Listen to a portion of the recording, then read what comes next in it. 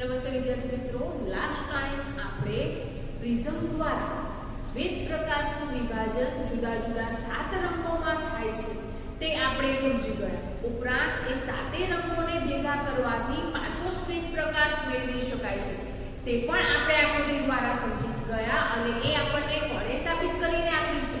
તો ન્યૂટન નામના વૈજ્ઞાનિકે તે પ્રસ્થાપિત કર્યું છે. આ ઉપરાંત વિદ્યાર્થી મિત્રો આપણે લાસ્ટ ટાઈમ મેઘધનુષ્યની રચના પણ આકૃતિ દ્વારા સમજી ગયા. હવે જોઈએ વિદ્યાર્થી મિત્રો વાતાવરણીય વક્રીભવન. તો મેઘધનુષ્યની રચના પછી કયો મુદ્દો આવે છે? તો મેઘધનુષ્યની રચના પછીનો મુદ્દો છે વાતાવરણીય વક્રીભવન. તો વાતાવરણીય વક્રીભવન કોને કહેવામાં આવે છે? તો વિદ્યાર્થી મિત્રો સૌથી પહેલા તો આ જે વાતાવરણીય વક્રીભવન છે એ બંને શબ્દોને સમજીએ. તો સૌથી પહેલા વાતાવરણ કોને કહીશું? તો વાતાવરણ એટલે જે પૃથ્વી છે એ પૃથ્વી પર આવેલું જે હવાનું સ્તર છે, હવાનું જે આવરણ છે જેને શું કહેવામાં આવે છે? વાતાવરણ તરીકે ઓળખવામાં આવે છે, જે આપણે ધોરણ 9 માં સમજીને આવ્યા છે. તો સૌથી પહેલા વાતાવરણ કોને કહીશું? તો વાતાવરણ એટલે પૃથ્વી પર આવેલું હવાનું સ્તર અથવા તો હવાનું આવરણ જેને વાતાવરણ તરીકે ઓળખવામાં આવે છે. આ ઉપરાંત વિદ્યાર્થી મિત્રો વક્રીભવન કોને કહીશું? તો વક્રીભવન વિશે આપણે ચેપ્ટર નંબર 10 માં સમજીને આવ્યા છે કે જ્યારે પ્રકાશનું કિરણ પાતળા માધ્યમમાંથી ઘટ્ટ માધ્યમમાં પ્રવેશે છે ત્યારે અથવા તો ઘટ્ટ માધ્યમમાંથી પાતળા માધ્યમમાં પ્રવેશે છે ત્યારે એ જે કોઈ પ્રકાશનું કિરણ છે એ પ્રકાશનું કિરણ લંબ તરફ વાંકું વળે છે અથવા તો લંબથી દૂર તરફ જતું જોવા મળે છે.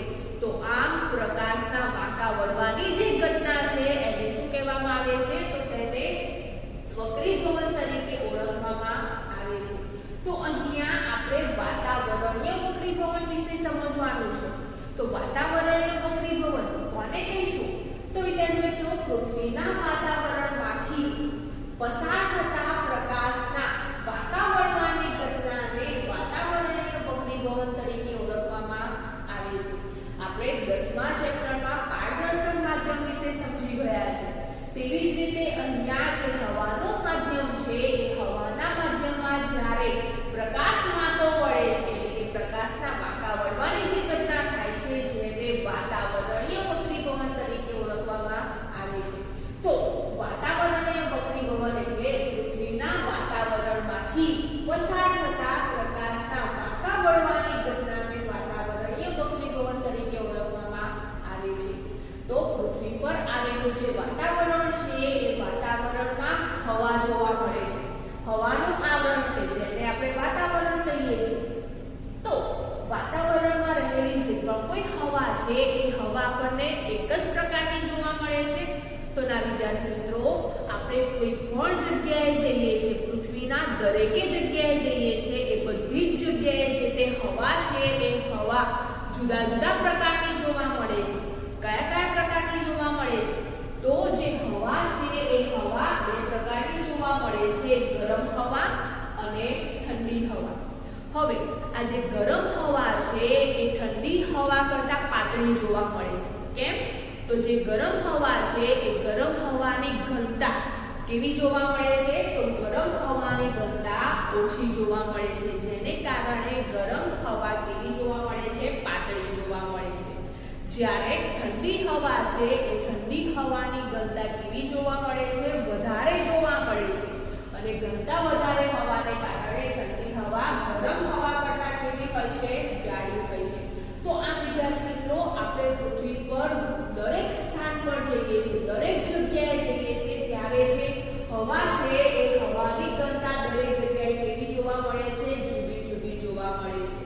કોઈ પણ જગ્યાએ પૃથ્વીના કોઈ પણ જગ્યાએ આપણે જઈએ છીએ ત્યારે એ જે હવા છે એ હવાની ઘનતા જોઈએ છીએ તો હવાની ઘનતા દરેક જગ્યાએ જુદી જુદી જોવા મળે છે.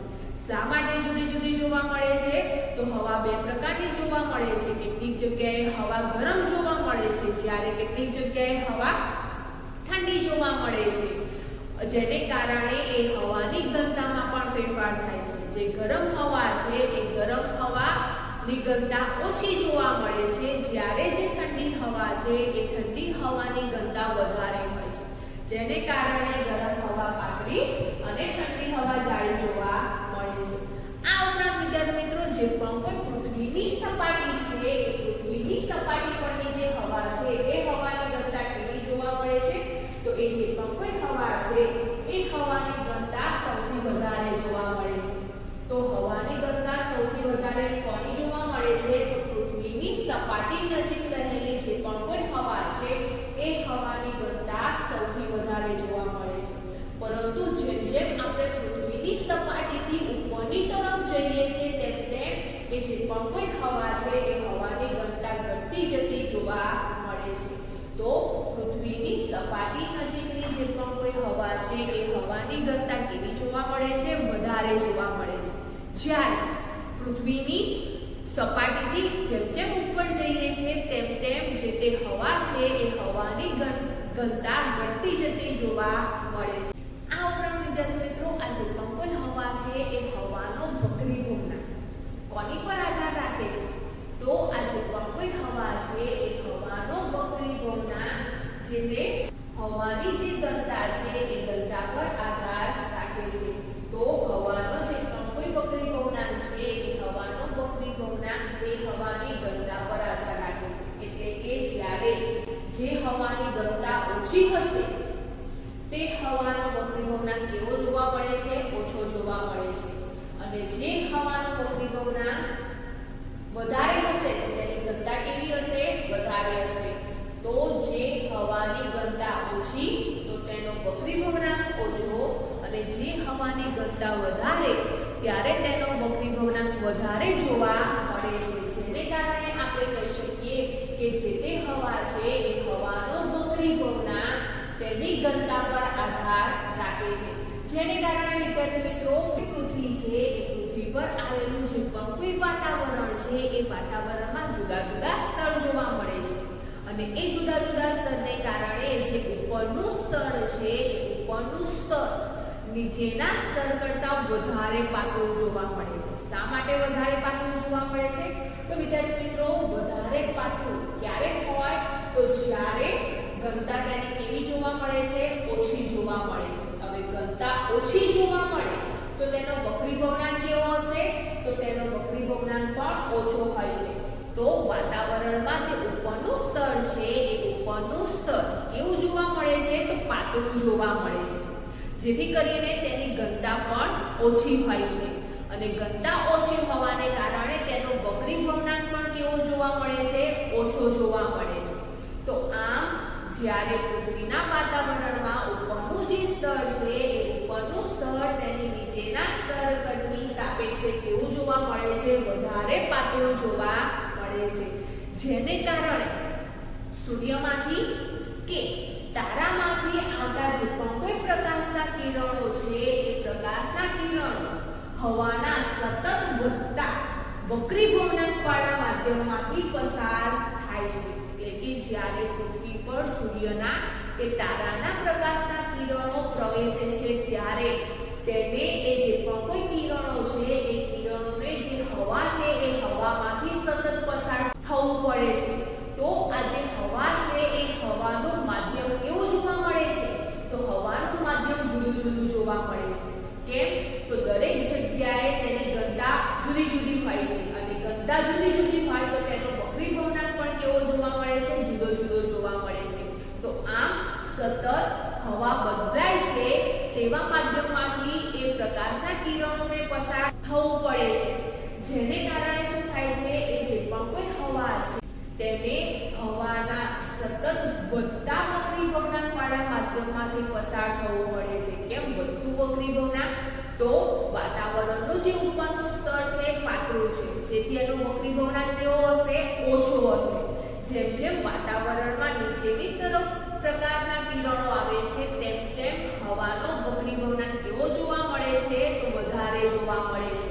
તો એના પરથી આપણે કહી શકીએ કે જ્યારે પૃથ્વી પર સૂર્યના કે તારાના પ્રકાશના કિરણો હવાના સતત વધતા વક્રી ગુણાંકવાળા માધ્યમમાંથી પસાર થાય છે ત્યારે જે પણ કોઈ અવલોકનકાર છે એ અવલોકનકાર પાસે પહોંચે છે તે દરમિયાન તેમનો જે પણ કોઈ ગતિપથ છે એ ગતિપથ કેવો જોવા મળે છે તો સતત બદલાયા કરે છે. તો સૂર્યપ્રકાશમાંથી આવતા પ્રકાશના કિરણો કે તારામાંથી આવતા જે પણ કોઈ પ્રકાશના કિરણો છે એ પ્રકાશના કિરણોનો જે ગતિપથ છે એ ગતિપથ કેવો જોવા મળે છે? સતત બદલાયેલો જોવા મળે છે. શા માટે સતત બદલાયા કરે છે? તો પૃથ્વી પર આવેલું જે પણ વાતાવરણ છે એ વાતાવરણમાં રહેલી જે પણ કોઈ હવા છે એ હવાની ઘનતા દરેક જગ્યાએ કેવી જોવા મળે છે? જુદી જુદી જોવા મળે છે. દરેક જગ્યાએ હવા જુદી જુદી હોવાને કારણે તેમનો વક્રી ભવનાંક પણ જુદો જુદો જોવા મળે છે. જેમાં વાતાવરણનું જે ઉપરનું સ્તર છે એ ઉપરનું સ્તર તેના નીચેના સ્તરની સાપેક્ષે વધારે પાતળું હોય છે, જેથી કરીને ઉપરના સ્તરનો વક્રી ભવનાંક ઓછો હોય છે.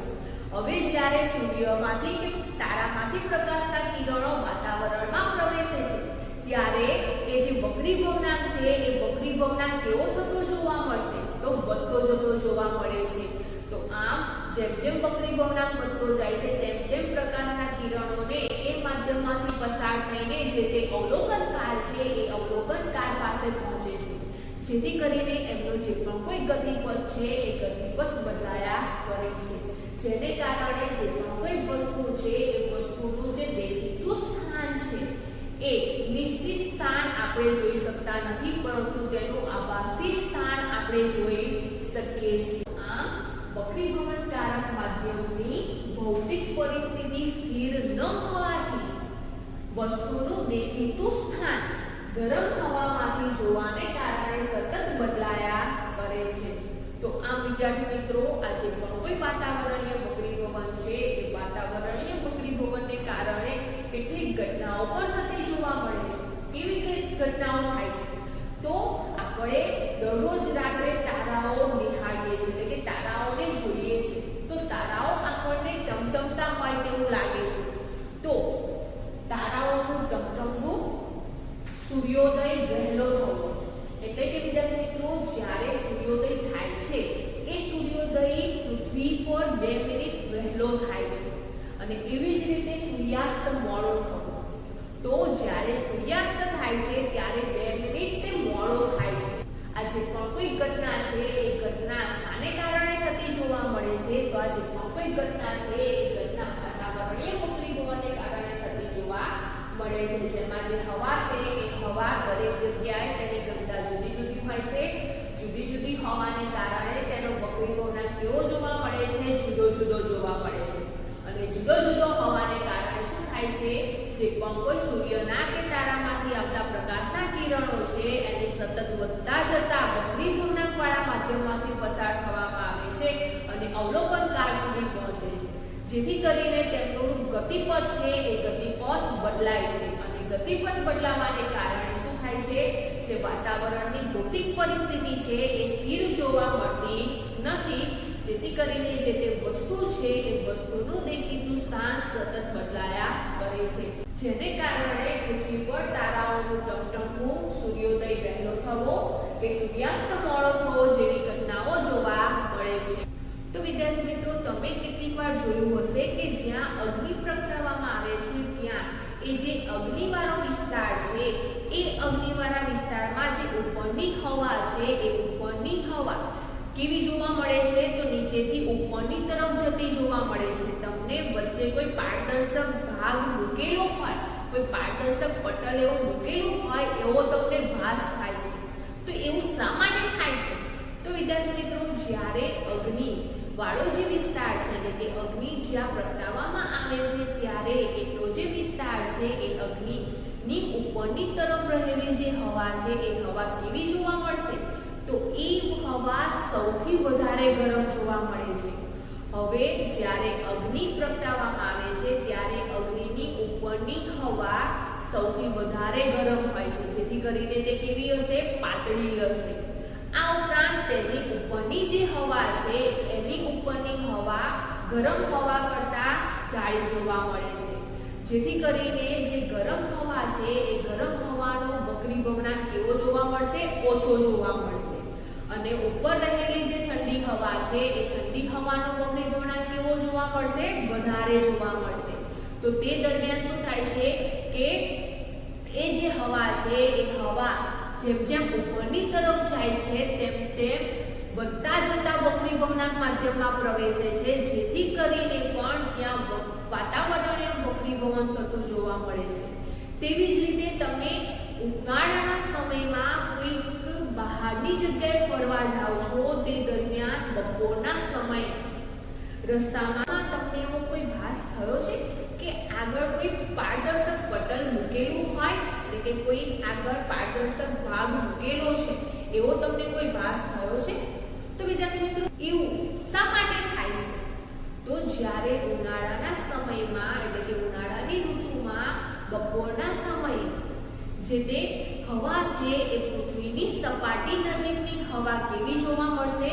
તો ઉનાળામાં પૃથ્વીની સપાટી સૌથી વધારે ગરમ જોવા મળે છે અને બપોરનો સમય છે, બપોરના સમયે હવા તો સૌથી વધારે ગરમ હશે, જેથી કરીને સપાટી પરની ઉપરની જે હવા છે એ વધારે ગરમ હશે અને વધુ ગરમ હોવાને કારણે તે હવા ઠંડી હવા કરતાં પાતળી જોવા મળે છે, જેને કારણે એની ઘનતા પણ ઓછી જોવા મળે છે અને ઘનતા ઓછી હોવાને કારણે તેનો વક્રીભવનાંક પણ કેવો હશે? ઓછો હશે. હવે જેમ જેમ એ ગરમ હવા ધીમે ધીમે ઉપરની તરફ જાય છે, એટલે કે ઓછા વક્રીભવનાંક વાળા માધ્યમમાંથી વધારે વક્રીભવનાંક વાળા માધ્યમમાં જાય છે, એટલે કે પાતળા માધ્યમમાંથી ઘટ્ટ માધ્યમમાં પ્રવેશે છે, ત્યારે પણ સતત વક્રીભવનાંક કેવું જોવા મળે છે? તો એ જે વક્રીભવનાંક છે એ વક્રીભવનાંક સતત વધતો જતો જોવા મળે છે. તો એવી ઘટનામાં પણ વાતાવરણીય વક્રીભવન થતું જોવા મળે છે. તો વિદ્યાર્થી મિત્રો એ વાતાવરણીય વક્રીભવન થાય છે, તેવી જ રીતે અહીંયા આ ઘટનાઓ પણ વાતાવરણીય વક્રીભવનને કારણે થતી જોવા મળે છે. તો વિદ્યાર્થી મિત્રો આ જે વાતાવરણીય વક્રીભવન છે એ વાતાવરણીય વક્રીભવન ની ઘટનામાં આપણે તારાઓનું ટમટમવું વિશે સમજીએ. તો તારાઓ કેમ ટમટમે છે તેના વિશે સમજીએ. તો વિદ્યાર્થી મિત્રો આ જે પણ કોઈ તારાઓ છે એ તારાઓ પૃથ્વીથી ઘણા દૂર આવેલા છે, જેથી કરીને તારામાંથી આવતા જે પણ કોઈ પ્રકાશ છે એ પ્રકાશને બિંદુવત ઉદ્ગમ તરીકે ગણવામાં આવે છે. તો તારાઓ પૃથ્વીથી ઘણા દૂર આવેલા હોવાથી પ્રકાશના બિંદુવત ઉદ્ગમ તરીકે ગણવામાં આવે છે. આ ઉપરાંત તારામાંથી આવતા જે પણ કોઈ પ્રકાશ છે એ પ્રકાશના કિરણો જ્યારે પૃથ્વી પર પહોંચે છે તે પહેલા તેને પૃથ્વીના વાતાવરણમાં સતત વક્રીભવન પામતો આવે છે, એટલે કે પ્રકાશના જેટલા પણ કિરણો છે એ બધા જ કિરણો જે વાતાવરણનું માધ્યમ છે એ વાતાવરણમાં સતત વક્રીભવન થતો આવે છે. શા માટે? તો અગાઉ આપણે સમજ્યા છે કે વાતાવરણમાં રહેલી જે તે હવા છે એ હવા દરેક જગ્યાએ જુદી જુદી જોવા મળે છે. તેનો વક્રીભવનાંક અને તેની ઘનતા પણ કેવી જોવા મળે છે? જુદી જુદી જોવા મળે છે. તો આ વિદ્યાર્થી મિત્રો ઉદાહરણ તરીકે આકાશમાં કોઈ એક તારો છે. હવે આ જે તારો છે એ તારાને કોઈ અવલોકનકાર નિહાળે છે. તો અહીંયા આ એક અવલોકનકાર છે, એ અવલોકનકારની આંખ છે.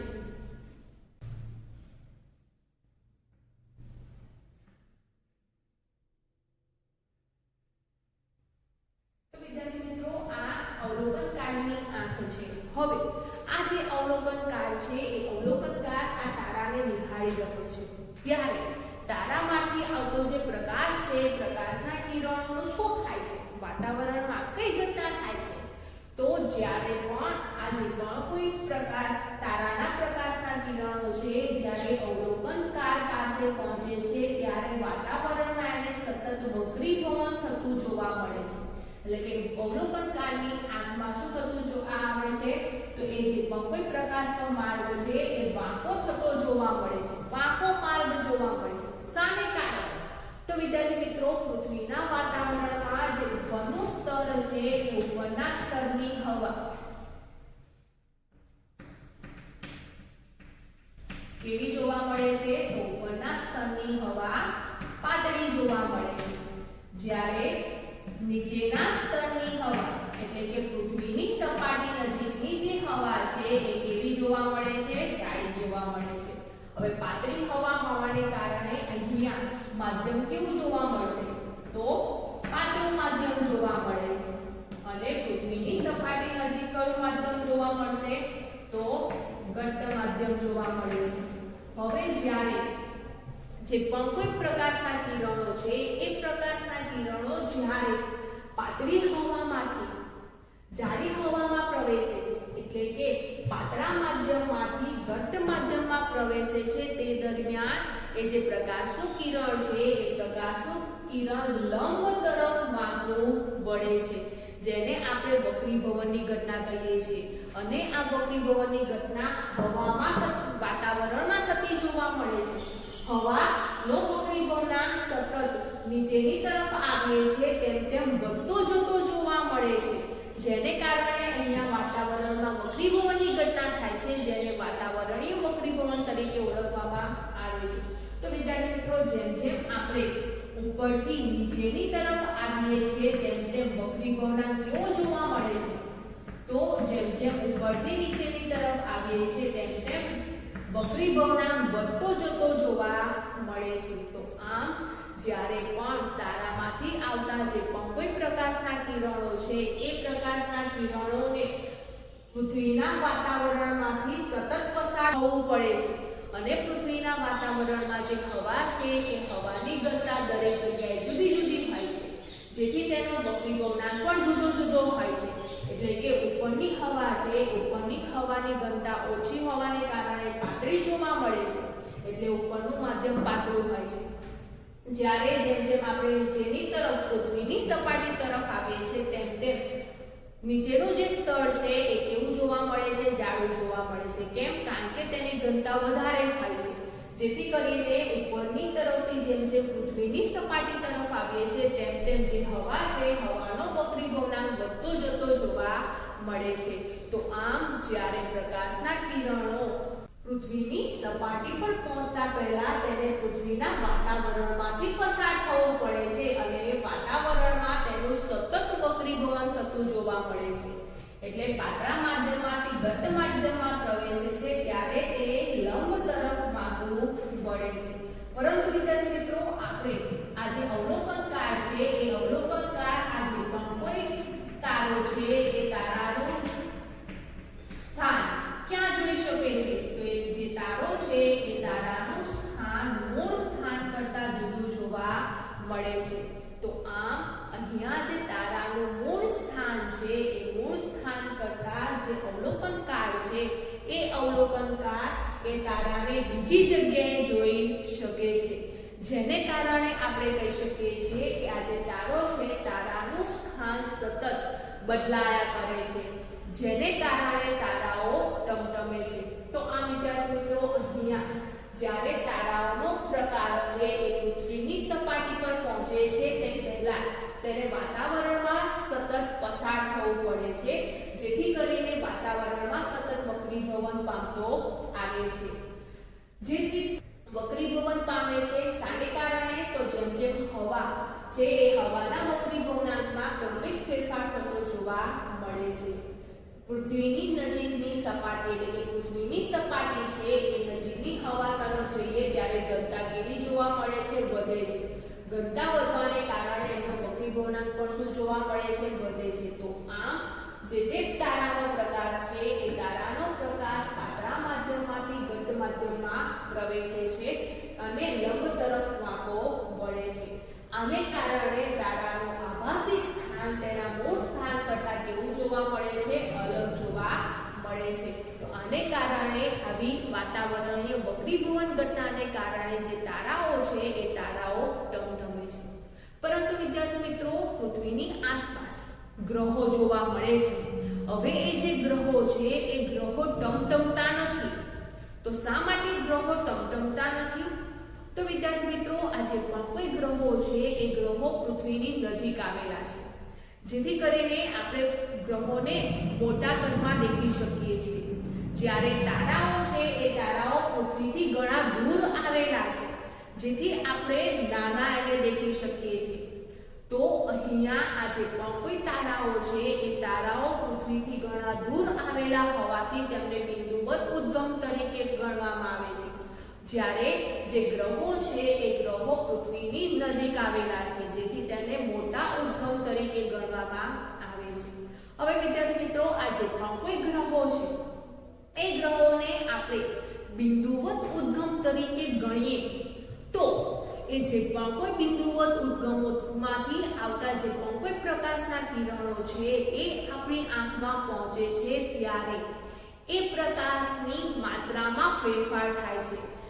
એ પ્રકાશનું જે માત્રાનું મૂલ્ય છે એમાં ફેરફાર થાય છે અને ફેરફાર થઈને તેનું જે પરિવર્તન થાય છે એની જે માત્રા છે એ કેવી જોવા મળે છે? શૂન્ય જોવા મળે છે.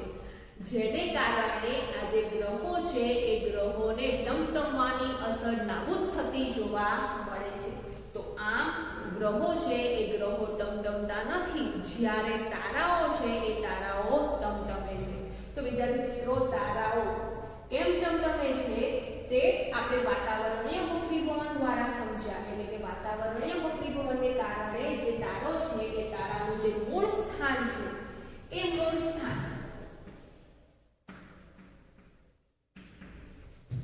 તેના આભાસી સ્થાનથી કેવું જોવા મળે છે? તો તેના આભાસી સ્થાનથી અલગ જોવા મળે છે અને એ સ્થાન સતત બદલાયા કરે છે.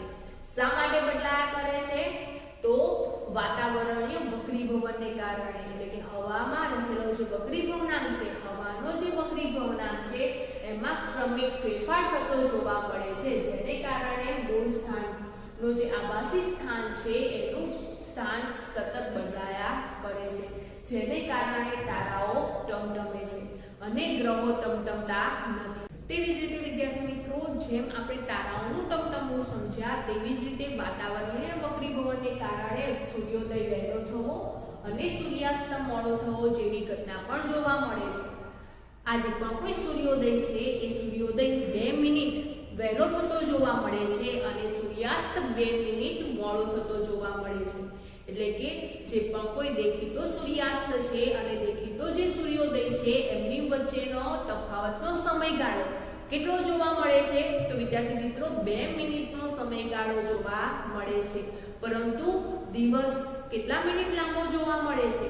તો 2 મિનિટ વહેલો સૂર્યોદય થાય છે અને 2 મિનિટ મોડો સૂર્યાસ્ત થાય છે, જેને કારણે દિવસ 4 મિનિટ લાંબો જોવા મળે છે. પરંતુ દેખીતા સૂર્યોદય અને દેખીતા સૂર્યાસ્ત વચ્ચેના સમયગાળાનો તફાવત 2 મિનિટનો જોવા મળે છે.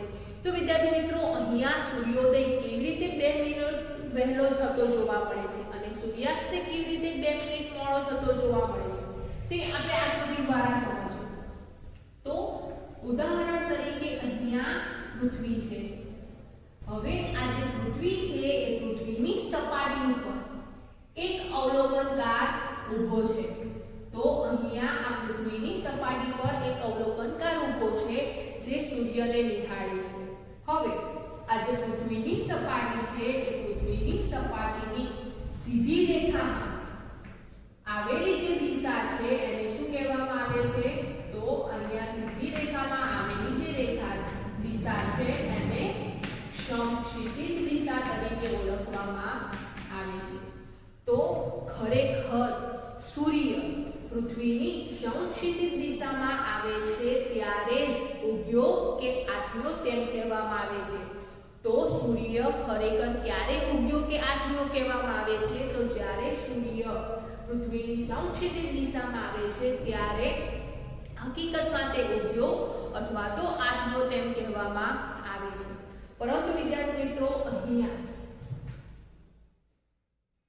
સમક્ષિતિજ દિશાની નીચેની તરફ સૂર્ય જોવા મળે છે. હવે આ જે પણ કોઈ સૂર્ય છે એ સૂર્યમાંથી આવતા જે પણ કોઈ પ્રકાશના કિરણો છે એ પ્રકાશના કિરણો અવલોકનકારની આંખમાં પહોંચે છે. તો જ્યારે સૂર્યમાંથી પ્રકાશના કિરણો અવલોકનકારની આંખમાં પહોંચે છે ત્યારે શું થાય છે? તો એ પ્રકાશના કિરણોનું સતત વક્રીભવન થતું જોવા મળે છે. શા માટે સતત વક્રીભવન થાય છે? તો અગાઉ આપણે સમજી ગયા છે તે જ પ્રમાણે કે પૃથ્વી છે એ પૃથ્વીની પૃથ્વીની સપાટી તરફની જે હવા છે એમનો વક્રી ભવનાંક કેવો જોવા મળે છે? વધારે જોવા મળે છે. જ્યારે પૃથ્વીના વાતાવરણમાં ઉપરની તરફની જે હવા છે તેમનો વક્રી ભવનાંક ઓછો જોવા મળે છે, જેને કારણે ઉપરનું સ્તર કેવું જોવા મળે છે? પાતળું જોવા મળે છે. તો પૃથ્વીના વાતાવરણમાં ઉપરનું સ્તર પાતળું હોવાને કારણે તેનો વક્રી ભવનાંક ઓછો જોવા મળે છે. હવે જેમ જેમ વાતાવરણમાંથી નીચેની તરફ એટલે કે પૃથ્વીની સપાટી તરફ આવીએ છીએ તેમ તેમ હવાનો વક્રી ભવનાંક વધતો જાય છે અને હવાનો વક્રી ભવનાંક વધવાને કારણે શું થાય છે? તો જે પણ કોઈ હવા છે એ હવા બે માધ્યમમાં વહેંચાઈ જાય છે. કેમ? તો ઉપરની હવા પાતળી જોવા મળે છે જ્યારે નીચેની હવા ઘટ્ટ જોવા મળે છે.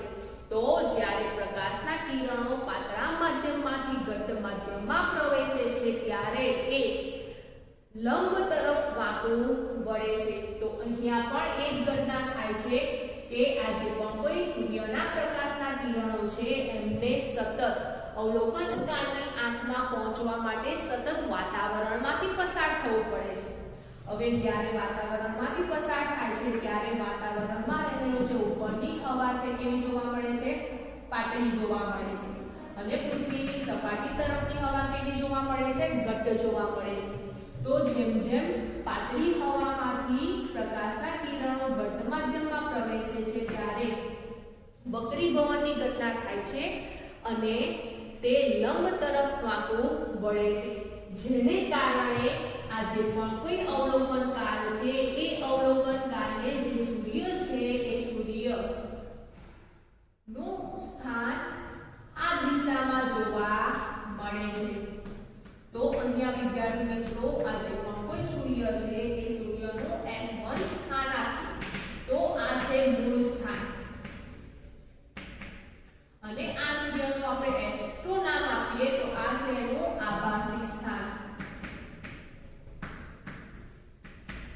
તો જ્યારે સમક્ષિતિજ દિશાની નીચે સૂર્ય રહેલો છે તે દરમિયાન એ સૂર્યના પ્રકાશના કિરણો સતત વાતાવરણમાંથી અવલોકનકારની આંખમાં પહોંચે છે. હવે સતત વાતાવરણમાંથી પસાર થવાને કારણે એ જે પ્રકાશના કિરણો છે એમનું સતત વક્રીભવન થાય છે અને વક્રીભવન થઈને શું થાય છે? લંબ તરફ વાંકો વળે છે, જેથી કરીને એ અવલોકનકાર છે એ સૂર્યનું સ્થાન બીજી જગ્યાએ જોઈએ છે. એટલે કે જે સૂર્યનું મૂળ સ્થાન છે એ મૂળ સ્થાન કરતા એનું આભાસી સ્થાન કેવું જોવા મળે છે? સમક્ષિતિજ દિશાની ઉપરની તરફ જોવા મળે છે. હવે જ્યારે સૂર્ય સમક્ષિતિજ દિશામાં આવશે એટલે આ સૂર્યની દિશા પણ આગળની તરફ વધતી જતી જોવા મળે છે, જેને કારણે આપણે કહી શકીએ છીએ કે આ જે પણ કઈ સૂર્યોદય થવો કે સૂર્યાસ્ત થવાની જે ઘટના છે 2 મિનિટ વહેલી કે 2 મિનિટ મોડી થતી જોવા મળે છે. આ ઉપરાંત વિદ્યાર્થી મિત્રો અહીંયા આ જે સૂર્ય છે એ સૂર્યનું મૂળ સ્થાન થી તેનું આભાસી સ્થાન છે એ આભાસી સ્થાન વચ્ચેનું જે કોણીય સ્થાનાંતર થાય છે એ સ્થાનાંતર કેટલું જોવા મળે છે?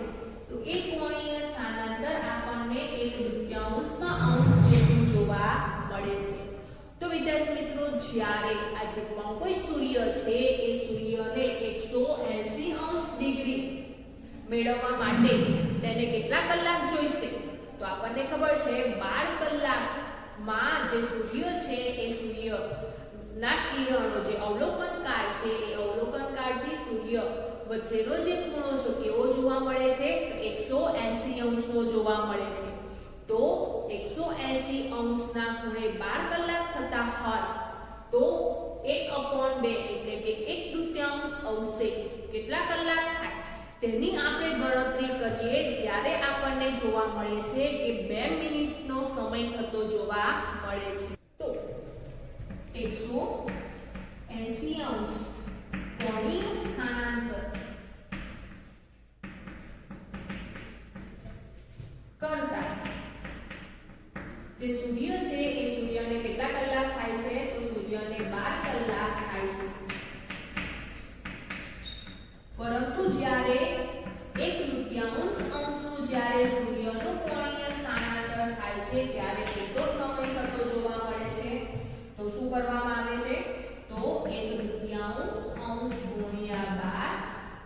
છેદમાં 180 એટલે કે 12/2 ગુણ્યા 180 અંશ કરીએ તો શું જોવા મળશે? તો સાદુરૂપ આપીએ તો અહીંયા 6/180 જોવા મળે છે. હવે 6/180 કરીએ તો શું જવાબ મળશે? તો જ્યારે 6/180 કરવામાં આવે છે ત્યારે 0.0333 નું વારંવાર પુનરાવર્તન થતું જોવા મળે છે અને એકમ કયો આવશે? તો કલાક આવશે કે આટલા કલાક કે તેનું કોણીય સ્થાનાંતર 1/2 અંશ જેટલું જોવા મળે છે. હવે આ 0.033 જે છે એને આપણે મિનિટમાં કન્વર્ટ કરીએ તો શું મળશે? તો કલાકને મિનિટમાં કન્વર્ટ કેવી રીતે કરવામાં આવે છે? તો આપણને ખબર છે કે 1 કલાકની કેટલી મિનિટ થતી જોવા મળે છે? 1 કલાકની 60 મિનિટ થતી જોવા મળે છે. તો આટલા કલાકની કેટલી મિનિટ થતી જોવા મળશે? તો જ્યારે આપણે કલાકનું મિનિટમાં કન્વર્ટ કરીએ છીએ ત્યારે આન્સર આપણને 1 મિનિટ જેવો જવાબ જોવા મળે છે. એટલે કે એપ્રોક્સિમેટલી કેટલો જવાબ જોવા મળે છે? આપણને 2 મિનિટ જેટલો જવાબ મળે છે. તો આમ જ્યારે સૂર્યનું મૂળ સ્થાન છે એ સૂર્યનું મૂળ સ્થાન અવલોકન કાંતે 1/2 અંશ જેટલું કોણીય સ્થાનાંતર કરતા તેનું આભાસી સ્થાન મળે છે. જેથી કરીને આપણે કહી શકીએ કે જે પણ સૂર્યોદય છે એ સૂર્યોદય 2 મિનિટ વહેલો અથવા તો 2 મિનિટ મોડો થતો જોવા મળે છે. તો આમ આખો જે દિવસ છે એ દિવસ 4 મિનિટ લાંબો જોવા મળે છે, પરંતુ દેખીતા સૂર્યાસ્ત અને દેખીતા સૂર્યોદય વચ્ચેનો તફાવત કેટલો જોવા મળે છે? તો 2 મિનિટનો જોવા મળે છે. તો આમ વિદ્યાર્થી મિત્રો સૂર્યોદય વહેલો થવો કે સૂર્યાસ્ત મોડો થવો જેનું કારણ વાતાવરણીય વક્રીભવન છે. આપણને ખબર છે કે વાતાવરણમાં ઉપરનું સ્તર કેવું જોવા મળે છે? પાતળું જોવા મળે છે. એટલે કે જેમ જેમ ઉપરની તરફ જઈએ છીએ તેમ તેમ વાતાવરણનું સ્તર પાતળું થાય છે. એનાથી ઉલટું પણ કહી શકાય કે વાતાવરણમાંથી જેમ જેમ આપણે પૃથ્વીની સપાટી તરફ આવીએ છીએ તેમ તેમ વાતાવરણ કેવું જોવા મળે છે? તો નીચેનું સ્તર ઘટ્ટ જોવા મળે છે. તો અહીંયા ઉપરનું સ્તર પાતળું છે જેથી તેનો વક્રીભવનાંક કેવો જોવા મળે છે? ઓછો જોવા મળે છે. હવે જેમ જેમ પૃથ્વીની સપાટી તરફ આવીએ છીએ તેમ તેમ એમનો વક્રીભવનાંક વધતો જાય છે. તો જ્યારે પ્રકાશના કિરણો પાતળા માધ્યમમાંથી ઘટ્ટ માધ્યમમાં પ્રવેશે છે ત્યારે પ્રકાશ લંબ તરફ વાંકું વળે છે, જેથી કરીને તેની દિશા પણ બદલાતી જાય છે.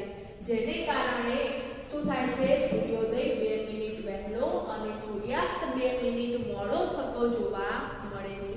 તો આમ વિદ્યાર્થી મિત્રો વાતાવરણીય વક્રીભવન એટલે કે વાતાવરણમાં વક્રીભવન થવાની જે ઘટના છે, વાતાવરણમાં પ્રકાશના વાંકા વળવાની જે ઘટના છે જેને વાતાવરણીય વક્રીભવન તરીકે ઓળખવામાં આવે છે, જેને કારણે તારાઓનું ટમટમવું, સૂર્યોદય 2 મિનિટ વહેલો થવો કે સૂર્યાસ્ત 2 મિનિટ મોડો થવો જેવી ઘટનાઓ થતી જોવા મળે છે.